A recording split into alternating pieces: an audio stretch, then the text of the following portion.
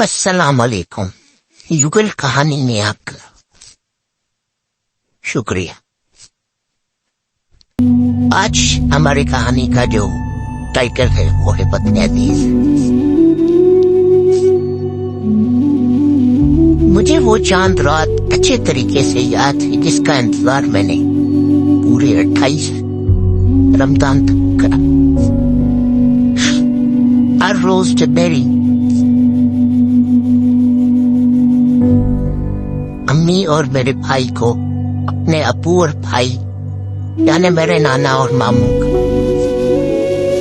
کس طرح انتظار کرتے وقت گزارتے تھے اس کا بیانیہ سنتے سنتے اس آواز میں کبھی خوشی اور کبھی لرزش آ جاتی تھی. ایسے لگتا تھا کہ سامنے امی کے ہاتھ اسکرین لگائی ہوئی ہے جس میں ہم سب دیکھ رہے ہوتے تھے. اور اس طرح سے دن اور راتیں ابو کے بغیر گزرتی جاتے تھے. اس ڈر کی زندگی میں ایک امید انتظار ایسا بندہ ہوا ہوتا تھا جس کا مزہ لینے شاید ہر کسی کے بس کی بات نہیں. بات کہیں اور نہ نکل جائے تو چاند رات پہ ہی آ جاتی. ایک بیل کی آواز میں وہ خوشی کی لہر سی اٹھی جس کا شاید میرے بیان کرنے سے بھی بہت آگے ہے. ایک دفعہ دروازے پہ جانے سے پہلے امی نے پھر آئینہ دیکھا جو اس نے اس دن میں کم سے کم 50 دفعہ دیکھ چکی ہوگی. اس سے پہلے کہ دروازہ کھولے تو ایک بھاری سی آواز میں وہ محبت بھرا سلام تھا جس کا انتظار کرنے پہ اتنا عرصہ لگایا. امی کو تو خیر عادت سی تھی میرے نانا اور ماموں کی، مگر مجھے اور میرے بھائی کو خود سنبھالنے کے بعد پہلی دفعہ تھی.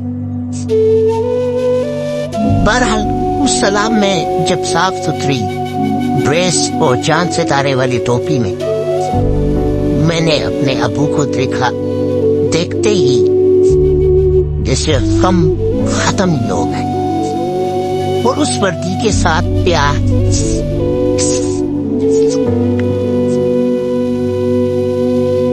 کا نشہ ہی کچھ اور تھا. جب ابو کے ساتھ لپٹ کر چھپی ماری تو وہ آنسو جو ابو کی آنکھ میں شاید زخموں کے نہیں تھے جو کہ ہر وہی جوان کو لگتے آتے ہیں. اس کا وہ جوان کبھی کسی کو نہیں بتاتا. وہ پھر جسم کے اندر کے ہو یا جسم کے باہر، کیونکہ جب جوان خون کو ایک چھوٹے سے ڈسپلن توڑنے پہ ملتی ہے سزا، اس سزا میں کوئی کٹو چال ہوتی ہے یا اور کوئی سزا، وہ فوج کا جوان جوانی سے ہی حذف کرتا ہوا آتا ہے. یقیناً وہ خوشی کی آنسو تھی کیونکہ سارے جوان اس ملک کی خاطر سب کچھ باہر برداشت.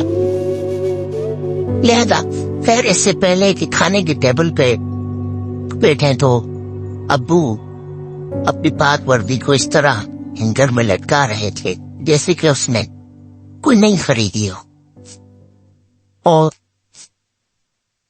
کھانا اور ہم لوگ وقت کے لیے بالکل اہمیت نہیں رکھ رہے تھے.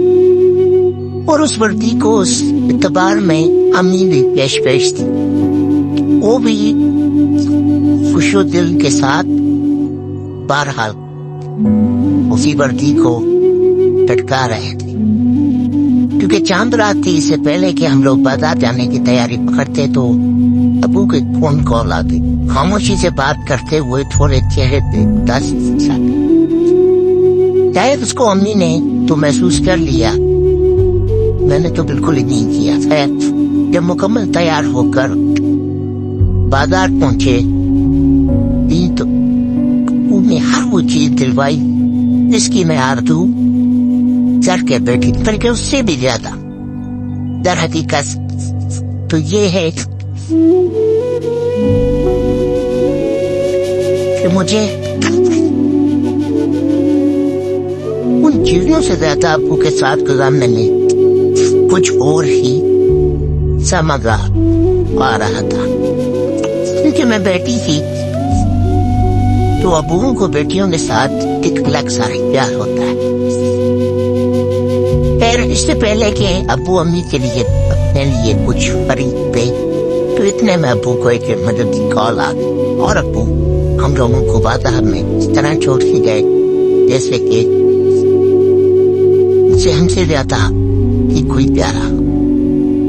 الوداع کہنے کے بعد امی کی آنکھوں میں نئی سی دیکھی اور خریداری نے میں آپ کو تھوڑا سا الجھائے رکھا. شاید نہیں یہ سمجھ نہ سکے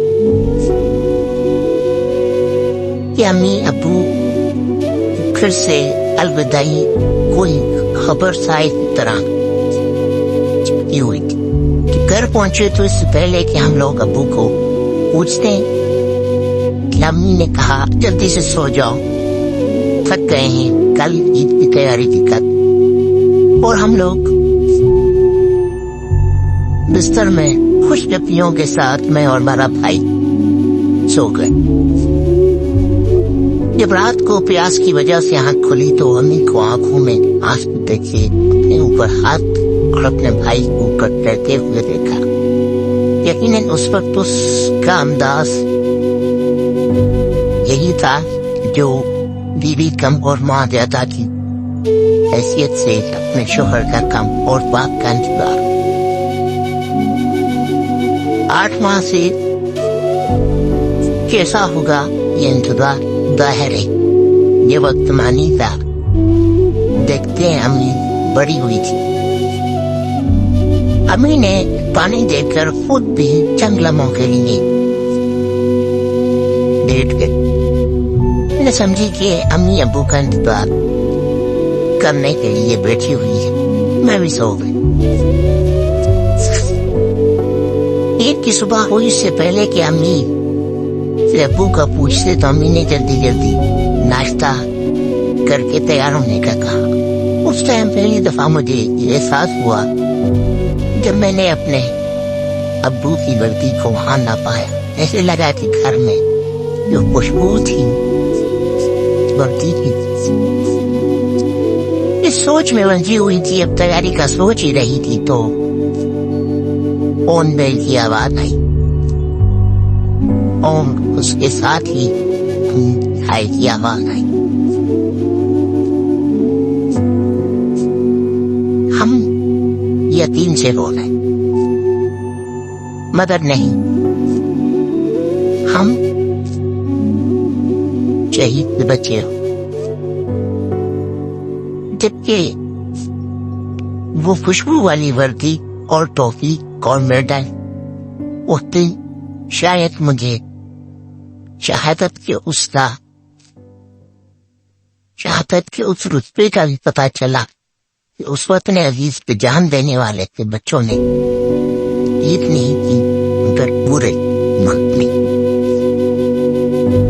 بقرایا تو اس کا حصہ.